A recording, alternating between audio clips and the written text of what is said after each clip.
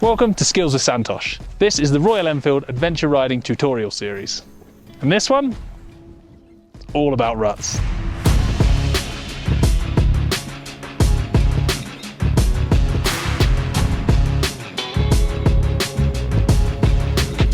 Now, anytime you add vehicles to mud, you're going to get ruts. It's a fact of life. If you're smart, you'll go and ride in that bit over there where there aren't any. But sometimes there's no avoiding. Ruts can be your best friend or your worst enemy.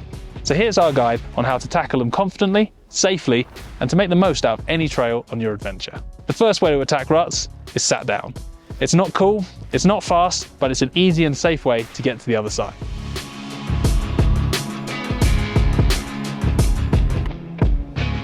But even with the sat down approach, there are a few key points to consider to make the technique more effective. Number one is the legs. You can't be dragging those legs along behind you lazily. You've got to keep walking those feet along the banks, either side of the rut, to keep yourself moving forward.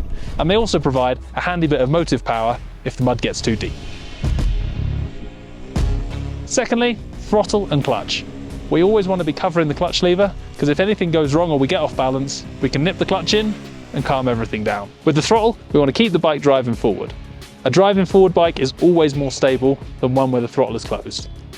Now, to ride a rut stood up, I always think there are three key elements. Always number one, with anything we do on a bike, it's vision. We want to be looking as far ahead as possible. It's okay to scan the rut to look for obstacles, deep sections or rocks, but the focus of our attention needs to be as far ahead as possible. Second, it's our old friend the throttle. Bearing in mind we're keeping the clutch covered in case of moments, we want to keep that throttle driving the bike forward. I just mean a constant driving throttle. Vision, throttle control and body positioning. And these aspects are complemented with the commitment. You need to commit to a rut when you see it. There's no two ways about it. You commit to it or you don't get into it. Number three, it's the foot pegs in your legs. We need to be reacting to the bike, steering it back into the center of the rut before it has a chance to throw us off balance. Now, this is something you can't learn overnight. You need to practice and be patient. With time, you'll be able to react to the bike quickly and you won't end up dabbing your foot along the bank. You'll just react with the foot pegs and keep the thing moving forward. It's a really satisfying skill when you get it right and well worth the time invested. That's our guide to riding ruts effectively and safely.